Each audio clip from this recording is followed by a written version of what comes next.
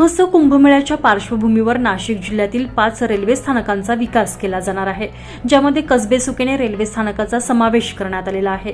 या विकास कामांमध्ये स्थानकाचे नूतनीकरण, सुविधांमध्ये वाढ आदींचा समावेश करण्यात आलेला आहे आणि त्याकरता कसबे सुकेने रेल्वे स्थानकासाठी 109 कोटी रुपयांचा विकास कामांचा आराखडा मंजूर करण्यात आलेला असून या विकास कामांचा श्रीगणेशा करण्यात आलेला आहे।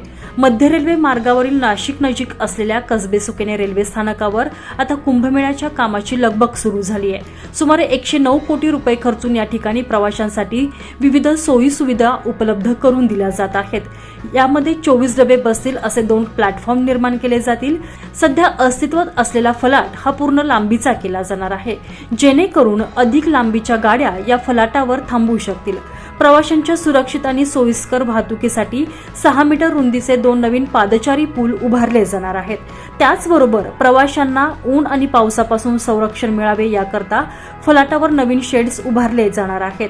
1500 प्रवासी क्षमतेचे 2 अद्ययावत सुसज्ज प्रतीक्षागृह, पिण्याच्या पाण्याची सोय, त्याचबरोबर आरसीसी ओव्हरहेड आणि भूमिगत टाकी आणि नवीन स्वच्छतागृह यांची देखील उभारणी केली जाणार आहे।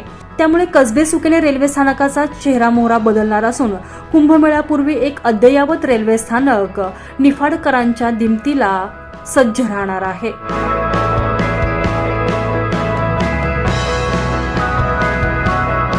योगेश सगर, नाशिक रिपोर्ट न्यूज, निफाड।